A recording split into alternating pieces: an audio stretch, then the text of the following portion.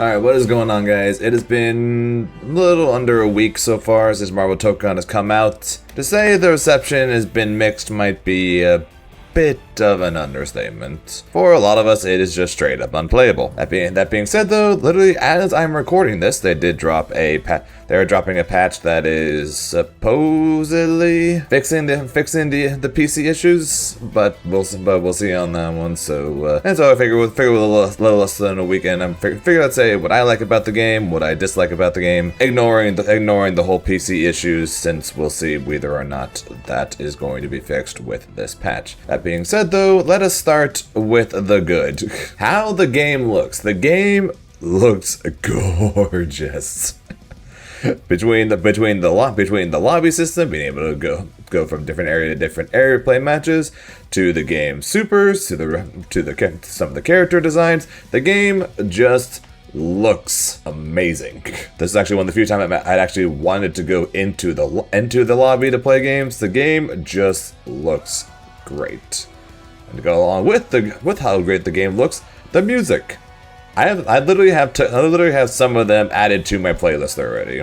My personal favorites right now are Iron Man and Magneto's themes, but the game's music is really, really good. Going back to my last video talking about Marvel, the good, the bad, and the sauceless, I happily get to say, moving up from the sauceless section, in the good section is now the combos. Yes, quite a few people and quite a few times, even on high level play right now, it is still doing some buttons into knockdown, into assist call, into some buttons, into knockdown, into assist call. That is still a thing. But as people get better at using multiple characters, as people get better at using the tag system, then the combo expression is continuing to grow. The combos are getting crazier. The damage is getting higher. Some might say a little too high from some characters, looking at you, Storm. But the combos keep getting cooler, keep getting crazier. And as people get better with more characters, start finalizing their teams, start picking up synergies and all that stuff, I think the combos are going to get even crazier. And that is 100% a major plus in this game, which I'm very happy to say, because that was something that was really, really negative for a lot of us during the betas. And the characters, I probably could just remove everything about this good section and then just put Deadpool. Literally, half of this video could just be me talking about Deadpool, because while I was watching the Deadpool guide for the first time, I was in tears. I was laughing so hard. Between all the different references, him literally yelling EWGF for Electro Wind Godfist. This character is amazing. But besides Deadpool, character designs are great. Each one is incredibly unique. There is literally something from everyone. From the Broly-esque character of Champion, flying around on a glider, dashing around with Black Panther, doing a million rekkas with Wolverine, tossing items with Penny, you name it. This game kind of has it across its 20 character roster. And much like combos, synergy potential is limitless. Like I said, there's 20 characters, 4 characters per team. Basically means that you can basically have you can go into a day of playing Marvel, and then there's a decent chance that you can play for hours on end and never run into the exact same team. And since you could also, and even if you do run to the exact same team, because of the way assists work and how you can set them into a different slot, depending on what assists you want based on the game plan you're trying to do, even when you fight the same team, it could play entirely different based on whether your assist character is put in the first slot, the second slot, or the third slot, as well as who the heck is your point character. Everything can be different, even in running the same team. At least I don't think we have seen before, where literally the exact same team could be made entirely different like that. And the bad. First things first. Movement. I am very big when it comes to movement in fighting games. That is literally the thing I enjoy most about fighting games. And the movement in this game does not feel like the type of movement you would really expect from a game like this. Like the movement feels like closer to a Guilty Gear Strive, for instance. Like the movement feels more like it's a 1 versus 1 game rather than a TIE Fighter. Like it feels like they started off with the idea of it's going to be a 1 versus 1 Marvel game, and then last minute they decided, nope, must be a tag fighter. Assists.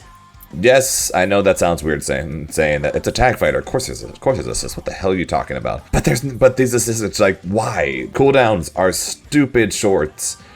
Actually, there's basically no drawback to calling them. Sure, they can get hit, and then they go away, and then they just come back. Then they just come back immediately. There's next to no drawback. The only time it's ever really a bad thing is if you manage to get happy birthday. But besides that, it's just I'm just going to go full screen and then just fill it with as much shit as humanly possible. Bringing that back together with the movement thing. I am moving slow, and there's all over the screen. Feels like I'm freaking playing dodgeball with weighted training clothes on. It's like, I'm moving slow.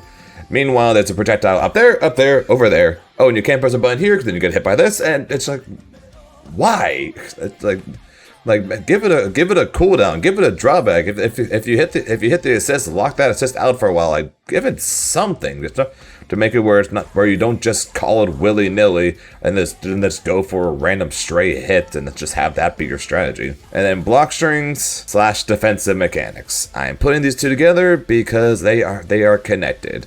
Block strings in this game are just sad, really sad.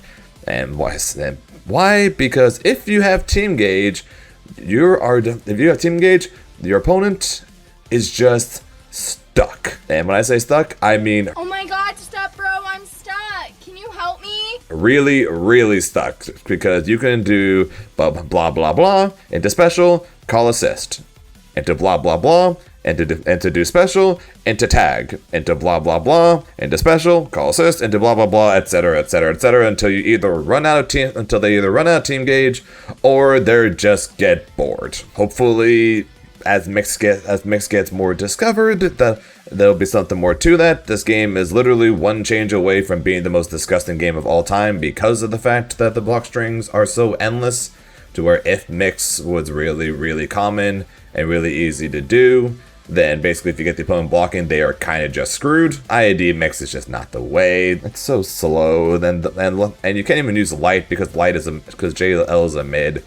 And so it just ends up being, I'm going to use a bunch of command normals, or I'm going to use really low or really slow special overheads or cross-ups, and then just hope that it works. Or I just make the opponent block for 30 seconds until I eventually run out of gauge. That's basically how block strings work right now. And normally the way around it is some kind of defensive mechanic. A guard cancel, a reflect, a push block, a burst, whatever you want to freaking think of for defensive mechanics. This game does have one, but crossover might be one of the worst defensive mechanics I have ever seen. Not only does it costs you a team gauge to use, and if it works, you get them off of you. 10 out of 10. Great tool. But if the opponent also has a team gauge, they can spend one.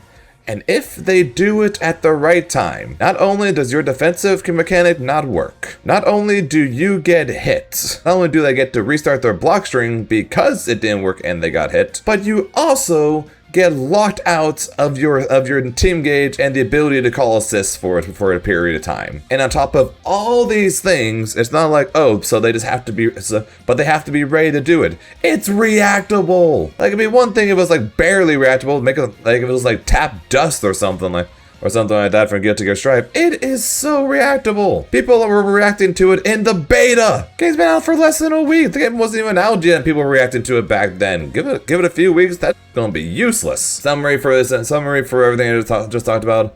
Game looks stunning. Soundtrack, fantastic, and is absolutely everything I could have wanted in a Marvel fighting game. But if for those of you guys who listened to everything before this, everything that I dislike about the game is almost entirely gameplay focused, which is just disappointing because the game looks great and I really want to like it and I really want to play it. But first and foremost, the game needs to be fun, and for me right now, the game doesn't really feel all that fun to play. But in the end, though, that's just my opinion. Since the game launched last week, I have seen tweet after tweet video after video of people just saying how much fun this game is. A friend of mine in the FGC, he straight up told me he thinks this is the second best fighting game he has ever played. And I'm happy for them. I hope the game does well, and I hope that they get to continue playing and enjoying the game. And I'll be very interested to see what Arxis ends up doing and changing with the game as balance patches and changes to the game are made in the future. But let me know what you guys think down below, whether you agree or disagree with my opinions on the game. Let me know how you guys are enjoying Marvel Tōkon so far. Like, subscribe, all that good stuff. Until next time, I will talk to you guys later. Bye, guys.